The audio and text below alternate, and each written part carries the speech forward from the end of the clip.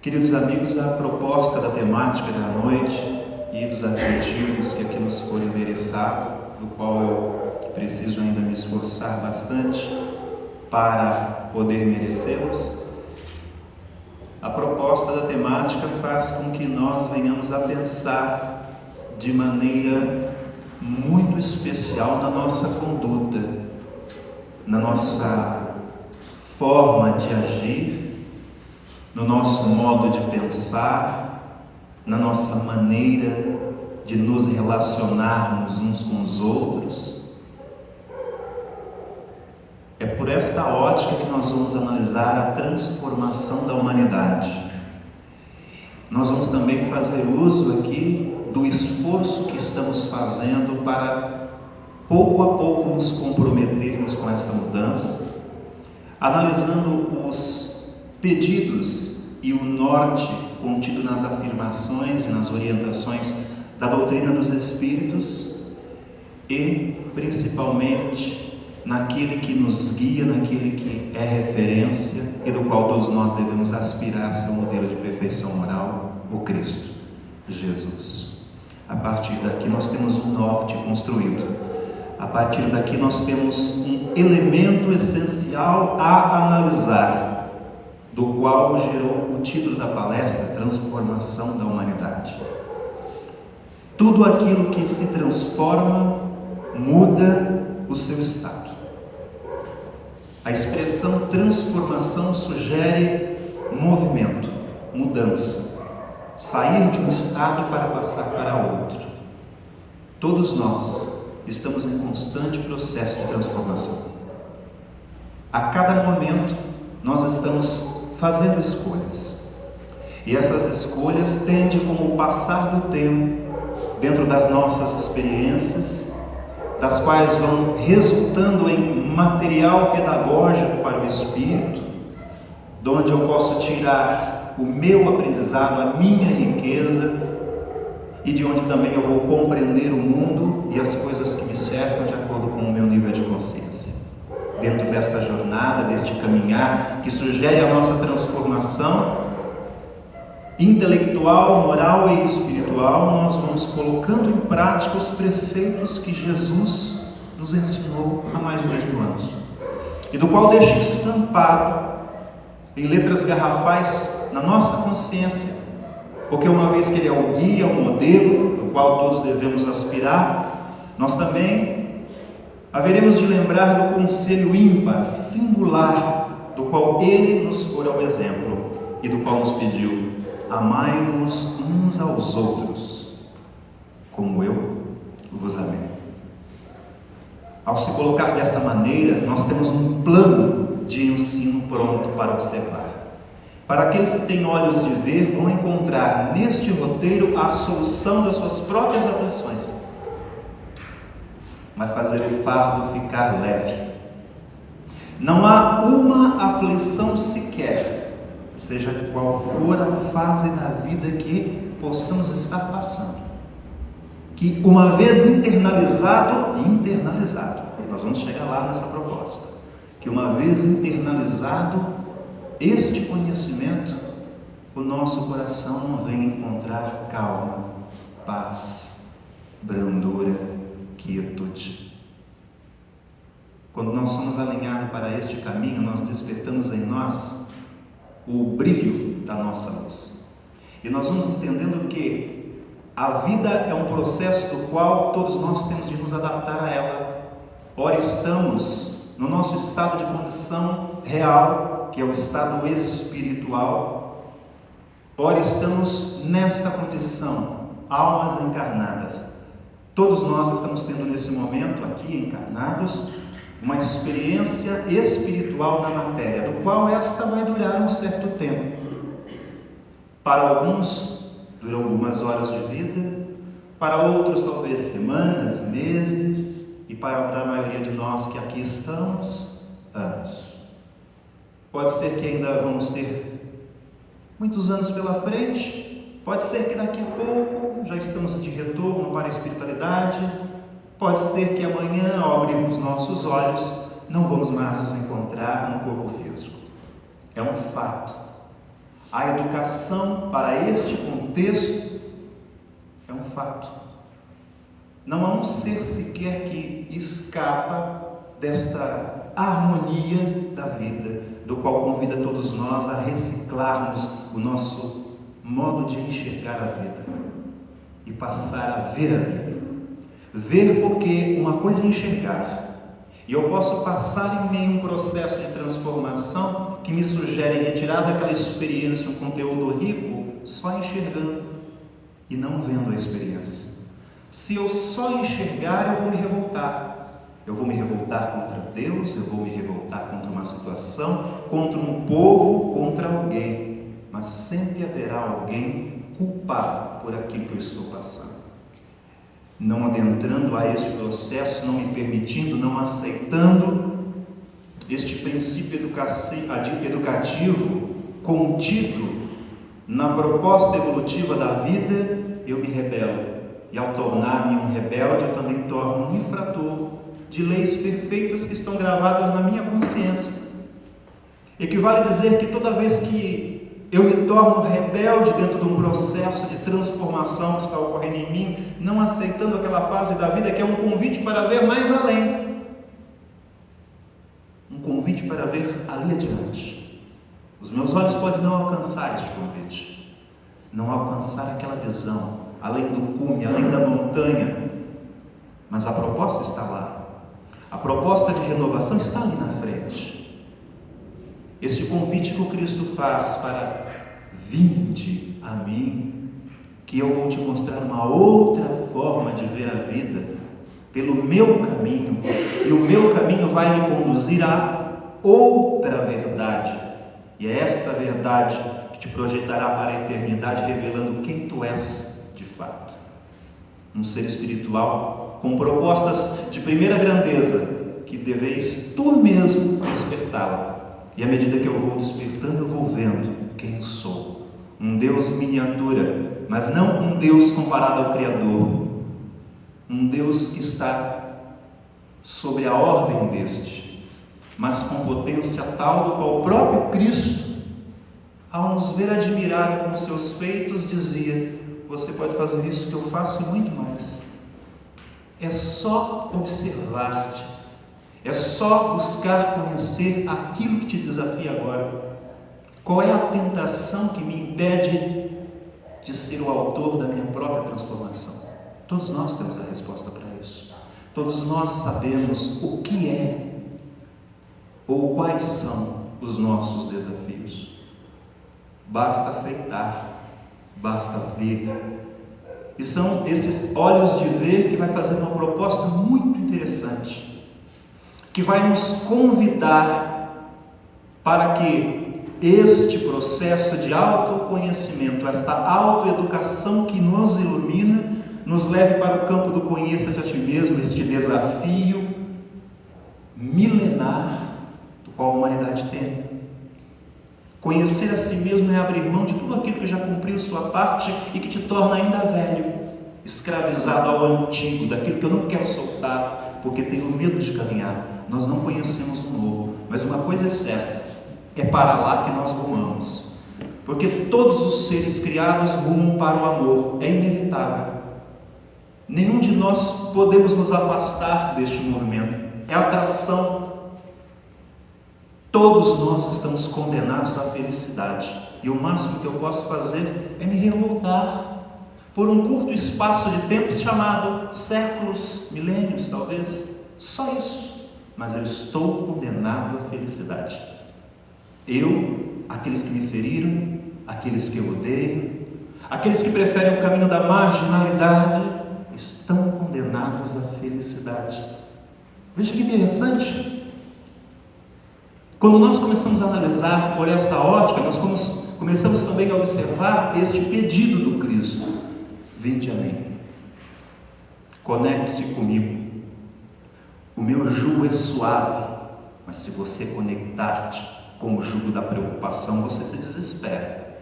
Se você se conectar com o jugo do medo, você fica temeroso, você acha que não há mais solução. Se o teu jugo for a vingança, for a mágoa, você vai estar em constante conflito íntimo. Equivale a dizer que você cria tormento voluntário para si mesmo e terceiriza para uma outra pessoa, dizendo que ela é responsável por tua felicidade, quando sou eu mesmo o autor dessa. Tais transformações, primeiramente singulares, particulares, à medida que nós vamos compreendendo, ela começa também a se fazer plural, porque ela se espalha, porque todo aquele que se preocupa consigo mesmo, ele olha para si para tornar-se alguém melhor para o mundo. Nas palavras de um grande pensador, líder, indiano e pacifista, Mahatma Gandhi, equivale a dizer que seja tu a transformação que deseja ver na humanidade. E é esse pedido que vai ecoando na nossa alma, que vai nos dizendo: tu foi feito para brilhar. E Jesus já pedia isso: manifeste esta luz, brilhe esta luz entre os homens, para que todos possam ver o teu exemplo de transformação. Esta é a melhor propaganda, promoção que podemos fazer, tanto pela doutrina espírita, quanto por Jesus. Porque a partir do momento que eu me esforço para melhorar-me, para vencer minhas más inclinações e tornar-me, pouco a pouco, um ser melhor, eu começo a influenciar o outro que me observa. Por isso que os Espíritos se preocupavam tanto com a questão da educação intelecto-moral. Esta onda de conhecimento que agora faz com que nós venhamos a nos tornar inquietos porque todos nós estamos insatisfeitos. Nós queremos mudança, mas não é uma mudança externa, passageira, temporária, transitória, uma mudança real, uma mudança que nos garante paz de consciência, harmonia. E essa mudança vai se dar por meio da nossa compreensão como espírito que somos. A partir daí, eu começo também a me interessar, me dedicar por esta educação que transforma, não só a mim, como a todos aqueles que nos observam, a tal ponto que a questão 685A do Livro dos Espíritos afirma que a educação é o conjunto dos hábitos adquiridos. Se a educação é o conjunto dos hábitos adquiridos, significa que nós herdamos hábitos, herdamos costumes, herdamos medo, herdamos vingança, herdamos pessimismo. Percebe? Começamos então agora a olhar o panorama interno e nos enxergar de maneira mais particular. E aqui eu saio deste campo do apenas enxergar e sim ver. E aí, quando eu começo a ver os meus defeitos, aquilo que me desafia, é a mesma proposta contida na questão 919 do Livro dos Espíritos, quando Santo Agostinho vai nos dar a fórmula de como melhorar-se nessa vida. Ele diz assim, que quando você vê dentro de ti aquilo que lhe incomoda, você sabe onde deve acertar. E ele afirma, foi aí que eu comecei a perceber onde eu devia melhorar nesta vida e me reparar interiormente. É bem difícil, eu sei, porque na nossa sociedade nós criamos costumes, nós criamos regras e padrões que perdoar, esquecer uma ofensa, dar um bom exemplo, pode ser interpretado pelo olhar do outro que não é educado moralmente e espiritualmente como uma educação não bem-vinda, como algo a soar como fraqueza, como alguém que até não tem opinião própria, talvez. Mas veja de quanta opinião própria tem que dispor aquele que prefere abrir mão de uma ofensa. De quanta opinião própria não tem de ter aquele que, ao invés de afirmar que não leva um desaforo para casa, por isso despeja ali mesmo toda a falta de autocontrole e indisciplina. De quanta opinião própria não tem de ter este que sabe silenciar as suas agitações, os seus personagens, aquele que quer se vingar do outro que lhe ofendeu, em meio ao público, mas ele já sabe evangelizar a si mesmo. Então ele consegue pôr freio no comportamento proveniente de suas emoções. Porque nós temos essa condição de alterar, formatar, educar, transformar todos os comportamentos inferiores que provêm das nossas emoções. E então eu me silencio. E este silêncio vai advogar em nome do bem, por mim.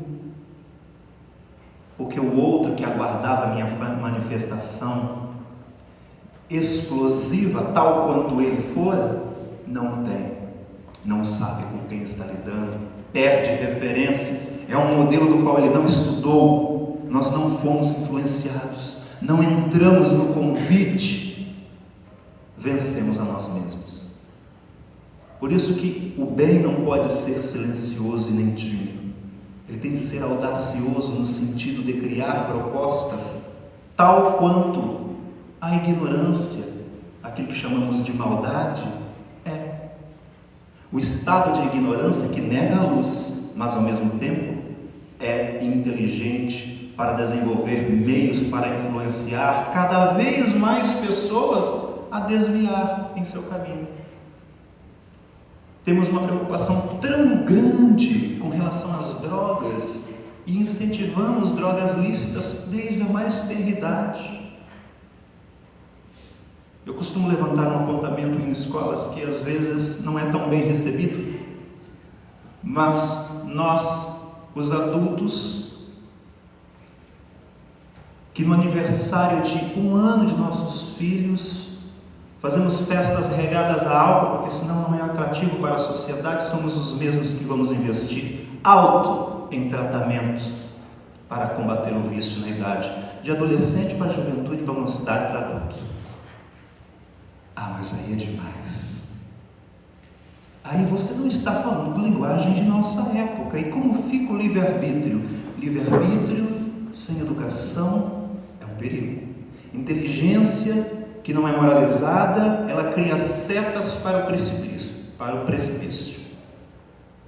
Mentes audaciosas, construídas com um intelecto de grande escala, aperfeiçoam um armamento de destruição em massa, que basta apertar um botão para dizimar uma nação toda.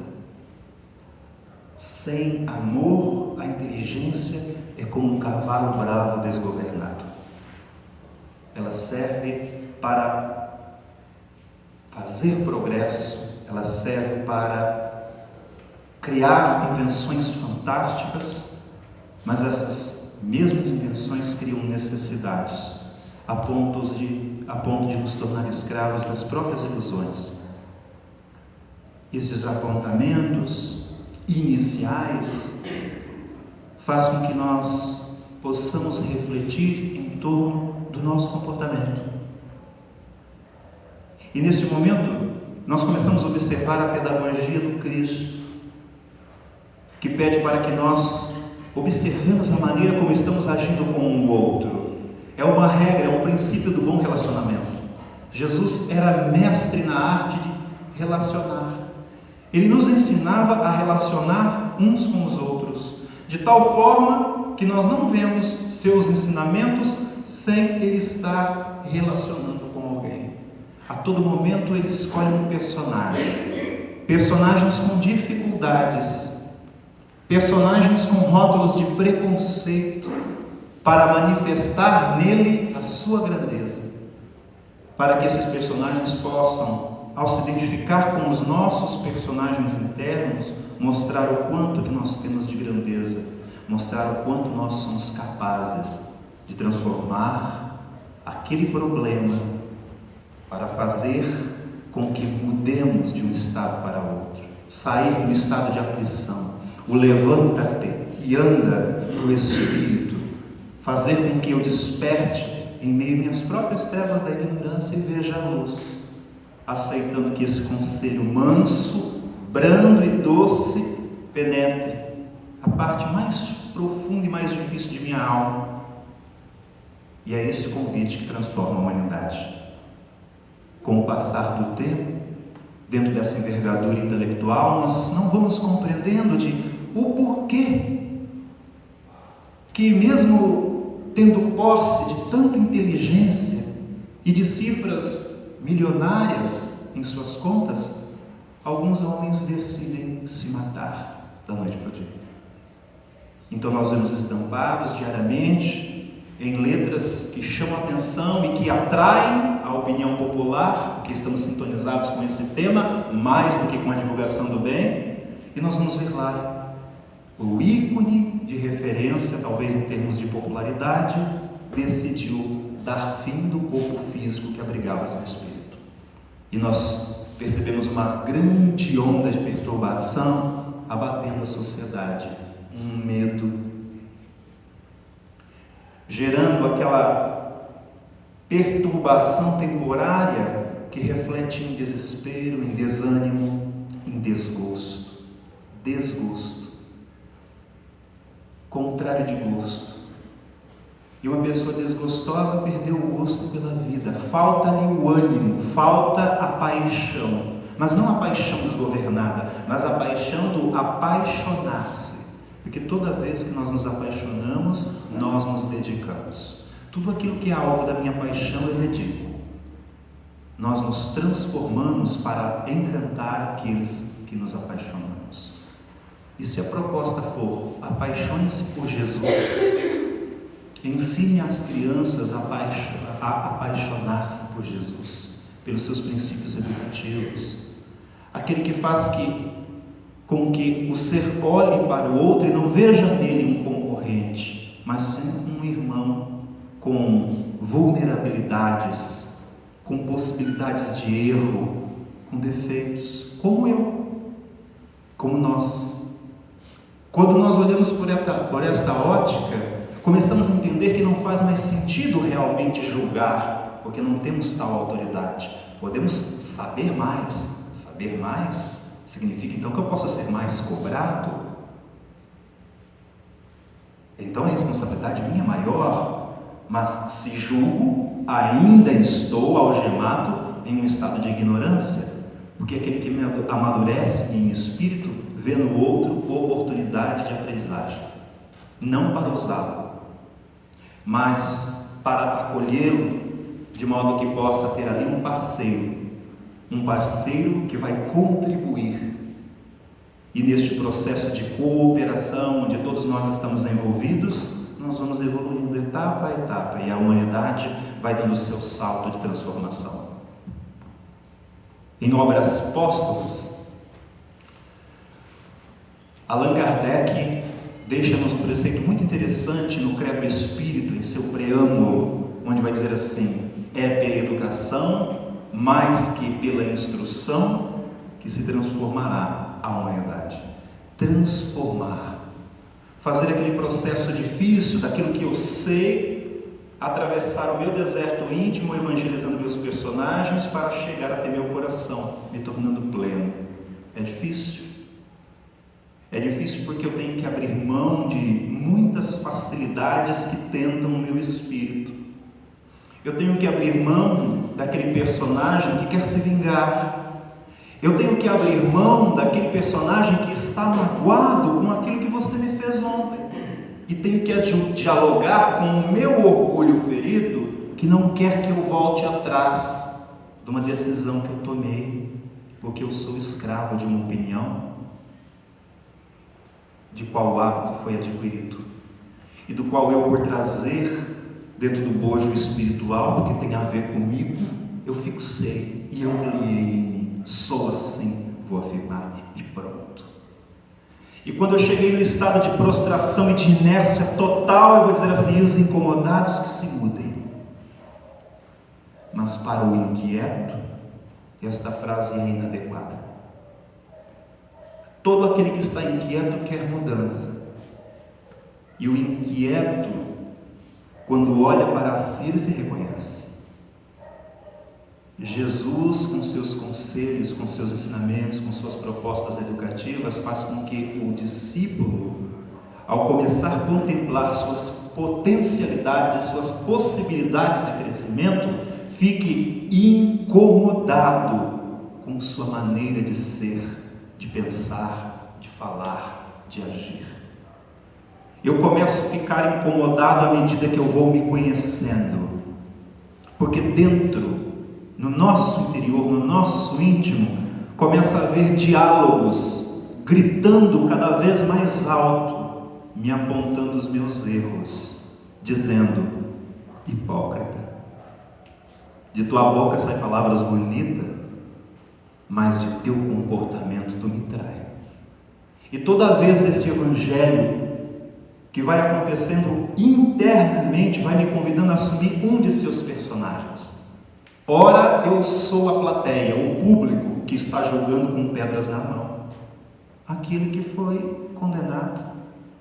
Então eu tenho um toque particular nas minhas palavras, na minha maneira de conduzir a bela arte da escrita e convencer a muitos em tempos de universo de rede social. Então eu vou perceber que todos aqueles que estão no mesmo tom, naquela mesma vibração de descompensação, de desarmonia, apoiam aquela ideia e compartilham e influenciam outros que estão desavisados a entrar na mesma vibração.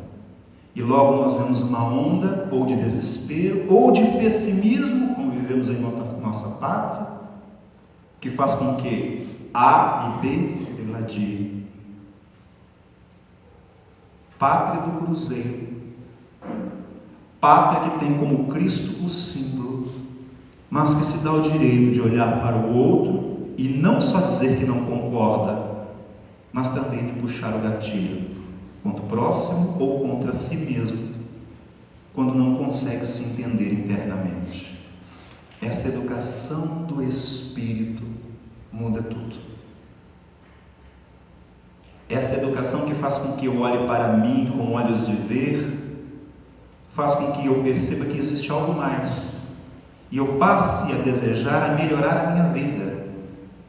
Eu começo a provocar qualidade de vida à medida que eu vou mudando um pensamento, por exemplo, um ressentimento, um estado de ressentir, que não me deixa ter paz, que não me deixa dormir. Logo eu, que digo que tenho tanta opinião própria a ponto de não levar nenhum desaforo para casa, um ressentimento me tira o sono. Um ressentimento me faz odiar. Se eu odeio, eu convivo com o inimigo. E detalhe, eu nunca o venço. Eu só vou vencer no dia que eu apaziguar a mim mesmo. Quando eu entender que aquela situação cumpriu sua parte na minha vida, quando eu entender que o outro faz parte de um aprendizado, e que então este, ao me fazer ver a vida agora por outra ótica, onde eu sei que eu não devo fazer ao próximo aquilo que me fizeram, e nem guardar rancor, mágoa ou ódio como eu guardei daqueles que me fizeram, quando eu começo a perceber esse contexto, eu começo a entender que eu estou sendo educado justamente por aqueles que eu condeno. Logo, aqueles que eram objeto ou alvo da minha crítica, da minha condenação, do meu julgamento, passa então a ser aceito no meu mundo íntimo.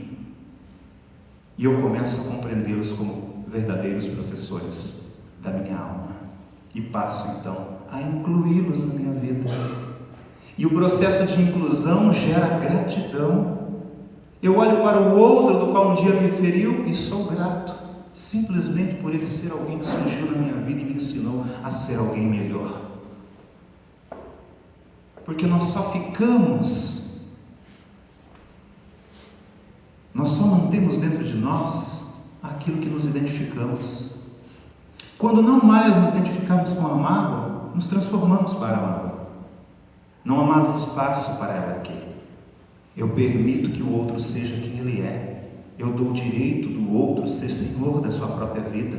Isso equivale a dizer que ele também vai errar. E então, como não há mais ressonância, não há mais conexão, eu desato esses nós. Eu prefiro conectar-me com um jugo mais leve, o do Cristo.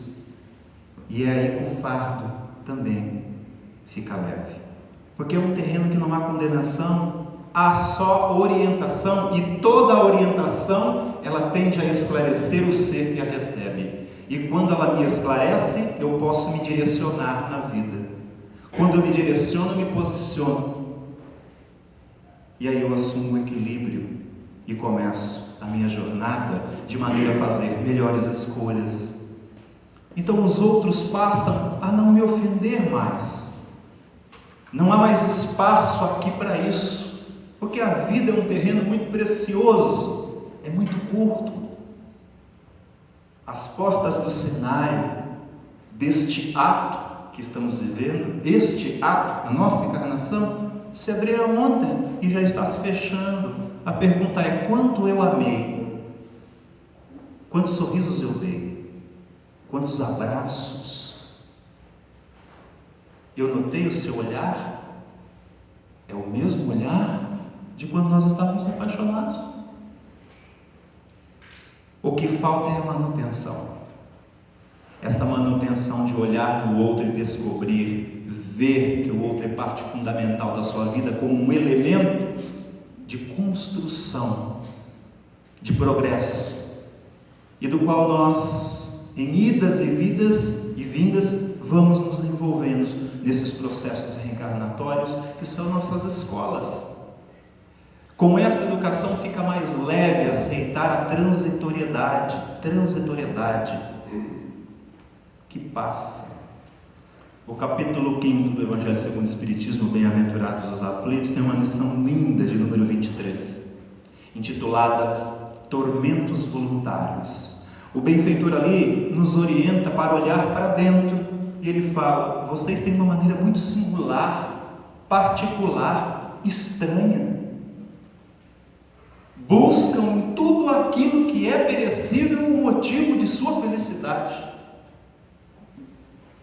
enquanto podia gozar da felicidade relativa à posição do seu planeta, semelhante àquela que vos espera em mundos superiores, mas que você já pode começar a desfrutar aqui, se buscasse nos gozos do coração, na harmonia. No final desse capítulo, no último parágrafo, ele vai dizer assim: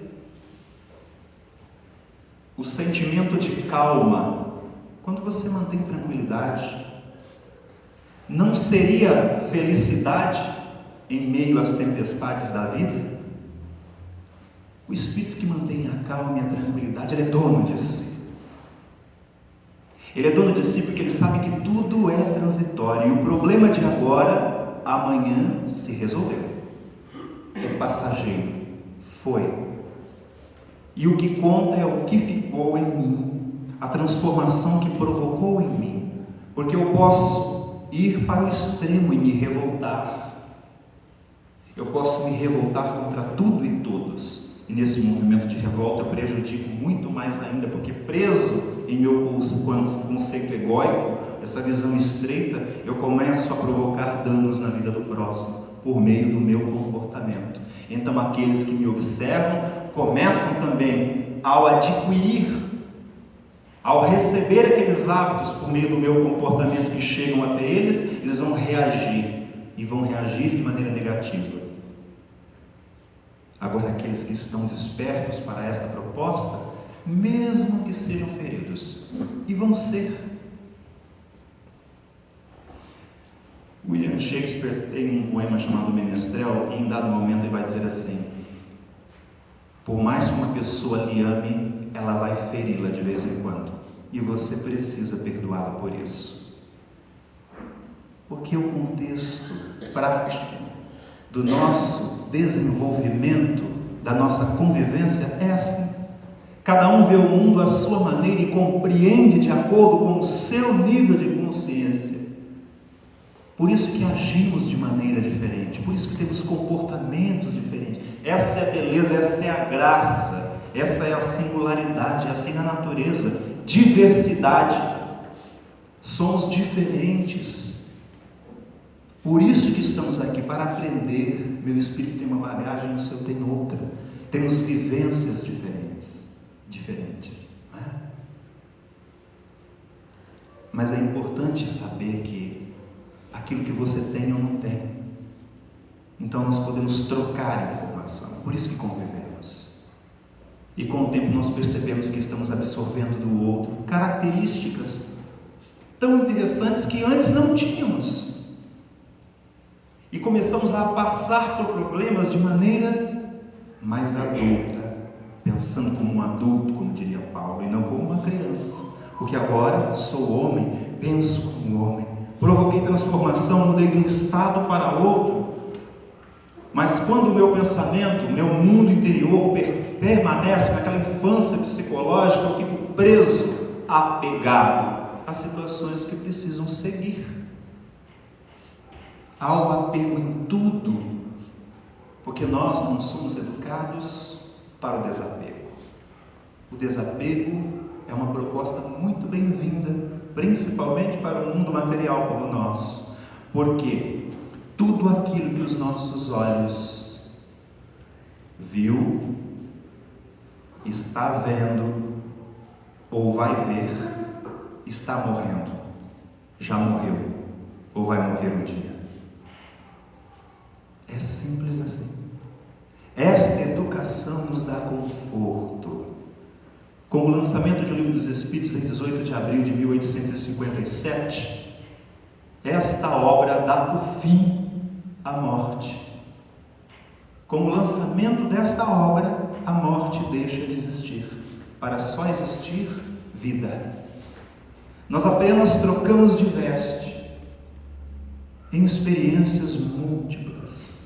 Vamos aprendendo. E isso é bonito, essa é a poesia. Saudade sim, desespero para o espírito maduro, não. Saudade é bem-vinda, porque faz-nos ter lembranças, e estas lembranças traz propostas educativas, de situações que poderíamos até ter aproveitado mais. Mas de acordo com o nosso nível de consciência e maneira de ver a vida, aquilo era a forma como nós podíamos manifestar a nossa dedicação, o nosso interesse, a nossa participação. Então está tudo certo. Olha o alívio, eu não me culpo mais. Aqui eu me vejo como um espírito vulnerável, e quando eu ocupo esta posição de criatura, eu estou pronto para receber o abraço consolador de Jesus. Tudo aquilo que consola, acolhe. Para consolar, primeiramente eu precisei te acolher. Para acolher eu não posso julgar. Eu não posso ter um olhar onde eu vou ver o cisco. Eu preciso ter um ouvido de escuta positiva para ouvir o que precisa ser ouvido, para poder falar o que precisa ser falado. Mas em um universo, equivale dizer, em uma cultura, em uma comunidade apressada como a nossa, tudo é para ontem. Então eu não estou aprendendo a apreciar a beleza que é ter o outro ao meu lado. Por isso que quando passa, fica um vazio. Parece que eu não vivi o momento, e agora meus olhos não o vê mais, minhas mãos não o alcançam mais, porque o processo transitório da vida transforma tudo. É aqui que entra a beleza, é aqui que entra a poesia, é aqui que entra os princípios do amor, para que eu possa olhar para o outro e entender que o outro é meu semelhante.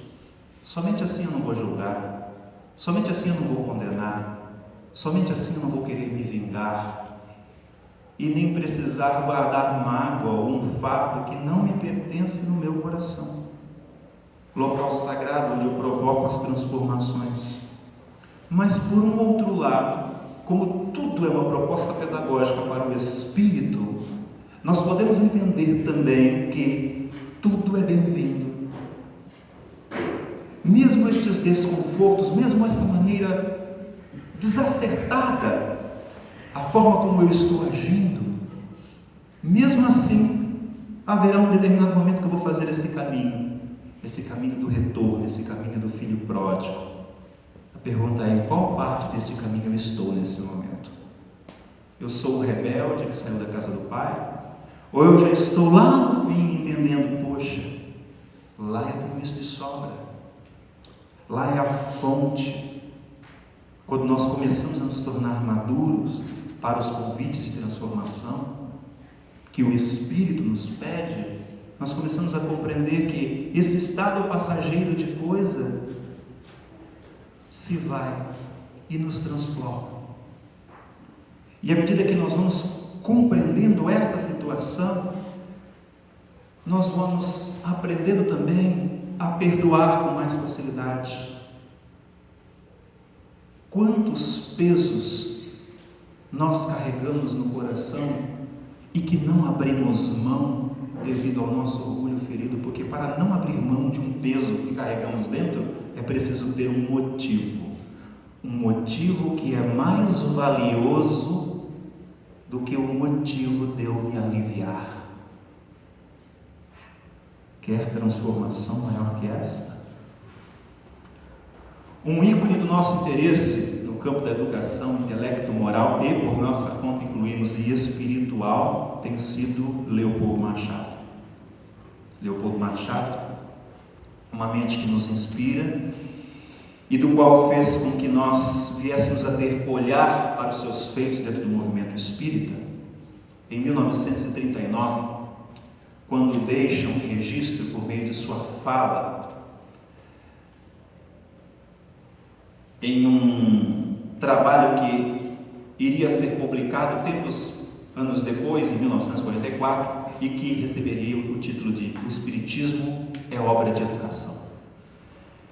Leopoldo Machado, neste trabalho, do qual intitulou como uma tese, traz um conceito muito interessante para a época, 1939, vai nos dizer assim: se os excessos de produto da terra garantissem a nossa felicidade, qual outra época seria mais feliz que a nossa? Em 1939. Vamos para o nosso tempo agora? E se os excessos do produto da terra, de tudo aquilo que temos hoje, comodidade, controle remoto, tecnologia de ponta, veículos mais confortáveis, casas que nos abrigam com muito mais segurança, porque todos estes excessos de produtos da terra não garantem a nossa felicidade. Porque quanto mais eu possuo, parece que, se eu me dedicar só a isso, mais vazio me torno interiormente. Então nós começamos a compreender que falta algo, um elemento. É este elemento que vai fazer com que eu me torne um ser melhor. Melhor não só para mim, mas para o meu próximo. Porque se eu não for um agente de transformação, equivale a dizer, um ser gerador de qualidade de vida para mim e para você, implica também dizer que em algum momento eu estou causando perturbação para mim e para os outros. E com justificativas que vão falar para mim agir de tal maneira, desta maneira, e neste objetivo desenfreado de atacar o meu próximo, eu acabo descuidando de mim mesmo, deixando de ver o essencial. E depois queremos defender tratados complexos, às vezes, com pensadores de primeira grandeza das nossas academias, da nossa qualidade, e que vão dizer que paz é isso, solução é isso, pensar é isso, e que a verdade é isso, e do qual nós mesmos não nos preocupamos em aplicar na nossa vida. O que essas mensagens que estamos falando hoje têm a ver conosco? Talvez muito, talvez nada. Talvez falar é fácil, fazer é difícil. Há quanto tempo nós ouvimos essa frase? Falar é fácil, fazer é difícil. E a pergunta é, por que ela está comigo até hoje? Por que eu não fiz nada para provar que é diferente? Por que eu não observo o ícone da questão 625 do Livro dos Espíritos, que é aquele que eu devo aspirar às perfeições morais? Porque ele, vibrando em mim, quando eu estou incomodado, ele vai falar: faça, desafie-se, prove que não é difícil, prove que pode ser feito. Esperamos uma mudança externa daquilo que tem que ser realizado dentro. A transformação da humanidade só há de vir conforme eu vou gradativamente me entendendo, tornando o mundo um lugar melhor para conviver. Conviver, então, implica em mudar a minha forma de me relacionar com o outro, aceitando-o como é, porém sabendo com o que concorda e com o que discorda, porque o meu sim precisa ser sim e o meu não precisa ser não. Eu não posso endossar e fazer vistas grossas para ações que não condiz com o meu comportamento, com minha nova mentalidade, posicionamento. Mas quando nós não temos este princípio instalado dentro, fica fácil conduzir. Fica fácil conduzir uma comunidade, fica fácil conduzir um povo, uma nação. Quando nós começamos a colocar objetivos, quando nós começamos a estabelecer metas, planejamento de vida, o que eu quero alcançar nesta encarnação? Sou impaciente. Minha impaciência já fez muitas pessoas se afastarem de mim. Eu não suporto quem tem paciência. Eu tenho dificuldade para conviver. Procure uma terapia. Não é obsessor, sou eu. Eu tenho essa dificuldade. Meu espírito, ele está aqui para aprender a conviver. Nesta encarnação, paciência é uma expiação para mim. Um exemplo. Então nós, às vezes, pegamos a palavrinha expiação, que é o elemento de transformação, e transformamos ela num monstro, quando ela é uma proposta educativa e necessária para nós. Então eu começo a perceber que os indicadores sempre esteve comigo, se manifestando por meio do meu comportamento. Comportamento é exteriorizado, então significa que os outros estão vendo, que os outros estão prestando atenção em como eu estou agindo. E a pergunta seria então: o que eu deixei hoje agradou ou desagradou? Então logo nós vamos perceber que um personagem vai assumir dentro de nós e vai responder a nossa justificativa: eu sou assim por causa disso. Então fica sempre a desejar. Nós entendemos que os níveis de força de vontade, eles despertam gradativamente. É preciso estar determinado. E dentro da determinação é preciso incluir um outro elemento, a perseverança. Perseverança que vai se dar à medida que eu vou sendo esclarecido, para que este esclarecimento possa me direcionar para o meu alvo, para o alvo do meu desejo. E aí minha força de vontade vai ampliando, até que um dia eu vença aquele estado que me desafiava. Eu passo a ser então mais paciente. Eu não vou explodir hoje. Eu não vou ofender pessoas que convivem comigo, só porque eu acho que elas têm de me aturar como sou. Não. Vai causar até espanto essa mudança de comportamento, mas é uma transformação. São transformações individuais, pequenos gestos, pequenos ajustes finos. Lembra da sintonia fina? Aquela que fazia o canal ajustar, agora já está tudo automatizado. Mas para nós nos transformarmos é preciso dessa sintonia fina. Jesus é esse recurso. Jesus pega tudo aquilo que nós aprendemos em termos de conquista intelectual e fala: agora eu vou transformar isso. Eu vou pôr isso aqui que você conquistou para trabalhar para mim. Essa é a grande dificuldade. Aqui nesse campo eu não preciso ostentar, eu não preciso mostrar quem eu sou, basta eu ser original. E eu vou dizer uma coisa: quando esse período da vida chega, o fardo alivia, porque nós encontramos com nossa própria beleza. E beleza, eu não preciso ficar copiando, eu preciso manifestar, ser. Tudo aquilo que eu copio e que os meus olhos estão vendo aqui, dentro desse processo de experiência que se chama vida física, vai passar. E é esta educação que vai me dar condição de também acompanhar esse progresso, essa transformação que ocorre dentro, sempre dentro. Porque se eu tiver essa dificuldade, vai ser difícil eu compreender quando os meus queridos começarem a retornar para a pátria espiritual. Vai acontecer comigo ou com a pessoa que eu amo. A pergunta é: quem vai primeiro?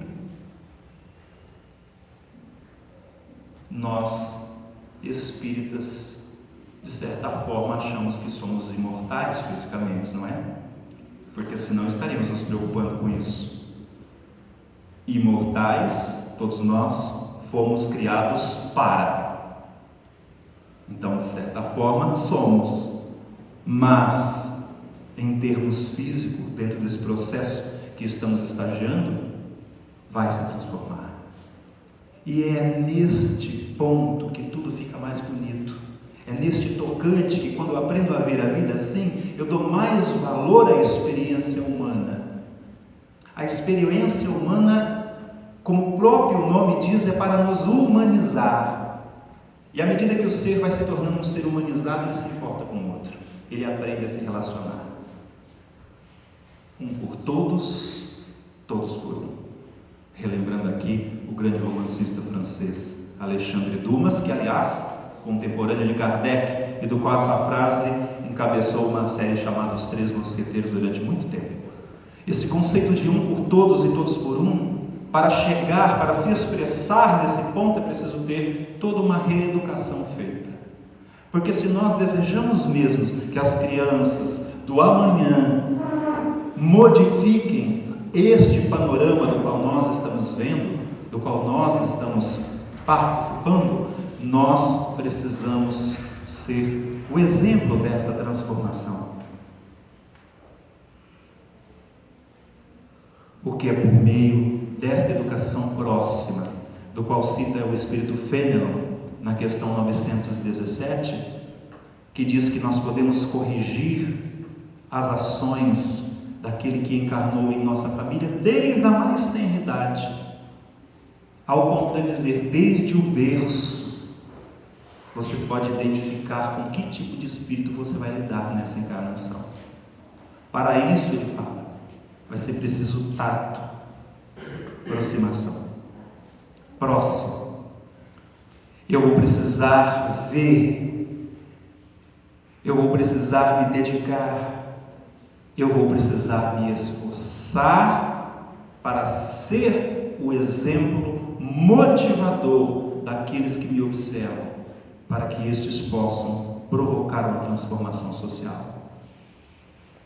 E então nós vamos olhar para trás, lá, e nós vamos ver que a nossa realidade de hoje vai ser lenda. Que os homens de amanhã vão estar envolvidos uns com os outros, no sentido de provocar esse progresso uns para os outros, serão colaboradores uns dos outros.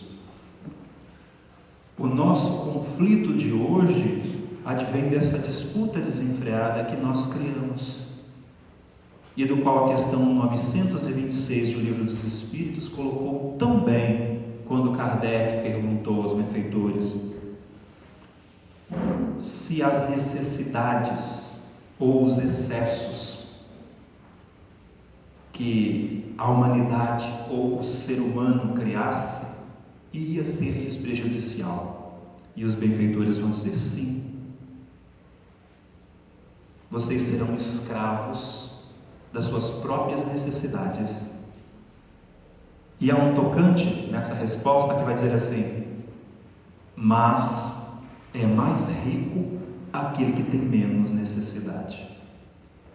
É uma frase curta, mas que talvez leve uma encarnação para decifrarmos. E olhe lá, o que é ser mais rico para mim? Será que eu penso em cifras bancárias? Ou eu penso naquela proposta que citamos aqui logo no início da palestra, no capítulo 5, bem-aventurados os aflitos, item 23, tormentos voluntários, lá no último parágrafo, a calma, a tranquilidade em meio às tempestades da vida, não seria felicidade? Pergunta. O que é ser mais rico? O que é ter menos necessidade? Será que sou rico se não manter em meu íntimo, se não abrigar mágoas? Será que eu serei rico se eu aprender a ter uma escuta positiva e deixar o outro falar para eu poder ouvir sua queixa e doar minha atenção para representar um verdadeiro agente de transformação fraterno? É o atendente fraterno, aquele que ouve, escuta positiva. É aquele que não condena. Eu preciso ouvir para estruturar a resposta que eu vou lhe dar, para te libertar ou para induzir-lo a autolibertar-se do teu conflito. Mas se eu estou apressado demais, as palavras vão passar e eu não vou saber como lhe conduzir. Mas quando eu estou atento, os meus exemplos falam por mim. É uma proposta um tanto que cansativa, mas com o tempo nós vamos aprendendo o quanto se torna automático, a ponto da nossa consciência nortear nossos passos. Transformação requer educação, requer disciplina, requer posicionamento, requer opinião. Quando nós provocamos uma cura, seja ela em qualquer sentido, houve uma transformação. Mas para haver uma transformação, é preciso ter uma aceitação por parte de um dos elementos. Enquanto eu não aceito a transformação, a mudança não ocorre. E isto é natural, porque tem a ver com o meu desejo, com a minha intenção, com a minha identidade vibratória, aquilo que sou, que estou vibrando. Se eu não compreendo este convite, como eu provoco transformação? Há muitas crises de desespero, das quais foram geradas simplesmente porque eu não alcancei determinado objetivo, e do qual nós nos vemos tão frustrados por não sermos educados dentro do cenário da frustração, do qual nós nos vemos tão frustrados que alguns de nós chega a tal ponto de desespero que decide por exterminar-se fisicamente, o que conhecemos como suicídio. Então, quantos talentos estamos ainda enterrando? Quantas desculpas estamos dando para nós mesmos, para deixar de manifestar essa felicidade que nos pertence? É claro, estamos recebendo ajuda espiritual a todo momento. Todos vocês aqui estão sendo tratados, fluidicamente tratados, estão sendo orientados, equivale a dizer que cada um está num ponto da tela mental da sua consciência que está apontando: nós precisamos mudar aqui. É isso. Isso é transformação. Autoeducação, educação que ilumina, a mesma educação que Jesus nos convidara há mais de 2000 anos. Eu sou o caminho. O caminho é verbo, é movimento, tem proposta. Eu sou o caminho que te conduz à verdade. A verdade de que somos um ser espiritual. Somos indestrutível. Olha que consolo. Nós não podemos ser destruídos. Dá para perceber o que é isso? Ah, mas a pessoa desencarnou. Uma veste física? Agradeça ao corpo que serviu para aquele espírito como elemento de progresso. Agora ele volta ao pó, mas o espírito é livre. Concluiu um aprendizado, uma etapa de vida, como dissemos no início, de algumas horas, dias, semanas, meses ou anos. A pergunta é: o que eu estou fazendo do meu tempo enquanto estou aqui? Eu tenho mais motivo para agradecer?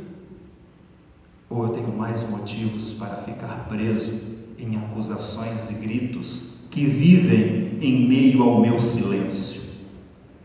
Silêncio do qual eu não me dou ao luxo de parar para prestar atenção, porque nem todo silêncio é uma prece, mas o silêncio é um indutor para o autoconhecimento. E a partir do momento que eu abraçá-lo, que eu aceitá-lo, aí eu sou conduzido à prece, como sendo a prece um estado de conexão. Prece, estar conectado, pensar em algo, aproximar-se de algo. Prece, quando eu estou em estado de gratidão, eu estou em prece. Quando eu estou em estado de pessimismo, eu estou vibrando negativamente, emitindo energia, conectado a algo, conectado ao alvo do meu pessimismo. Estou provocando uma transformação negativa, que vai equivaler a desconfortos, tormentos voluntários, que vai durar enquanto eu estiver naquele estado de inércia, de ignorância, o estado do ofendido, o estado do ferido, o estado do rebelde. E Jesus entra nesse cenário: vinde a mim, deixe seus mortos enterrarem seus mortos, e eu vou te conduzir a um estado pleno, e você vai compreender o caminho, você vai compreender a verdade, você vai compreender a vida, você vai provocar esses processos de transformação internamente, para que teus olhos possam ver o que é preciso ser visto, para que teus ouvidos possam ouvir aquilo que precisa ser ouvido, para que então, em estado de plenitude, ao compreender as lições da verdade e de vida, eu possa olhar para mim e agora entender o que é joio e o que é trigo, para poder fazer a retirada daquilo que não me pertence mais, que está inadequado com a minha nova mentalidade, com a minha nova postura, porque agora, de uma nova opinião, eu consigo arrancar aquilo que é erva daninha. Aquela planta que o Pai não plantou e que precisa e que aguarda o meu processo de transformação para ser arrancada do meu interior. Aqui, esse estado de alma onde nós nos encontramos, nós conseguimos olhar para o outro e entender que o outro é um ser fundamental na nossa vida e que nós estamos na melhor escola, o planeta Terra, esse ponto azul deixado no universo para que seus habitantes pudessem fazer dele a moradia do Pai. Que seja esse mesmo ponto azul, do qual todos nós aqui, em conjunto, cooperando, lutando, como bravos, como gigantes, como luz que brilha, como exemplo de transformação, possamos colocar em prática, por meio da união, por meio do contentamento, por meio do abraço, por meio da confraternização, por meio da compreensão que dá o direito do outro ser quem ele é, compreensão que me faz ver antes quem eu sou, para entender quem tu és, compreensão que faz meus olhos ver a trave que eu carrego, antes de apontar o teu cisco, porque és um cisco, você é meu irmão, somos irmãos em Cristo, filhos de Deus, filhos do mesmo Pai, pertencentes ao amor divino. Jesus nos abençoe.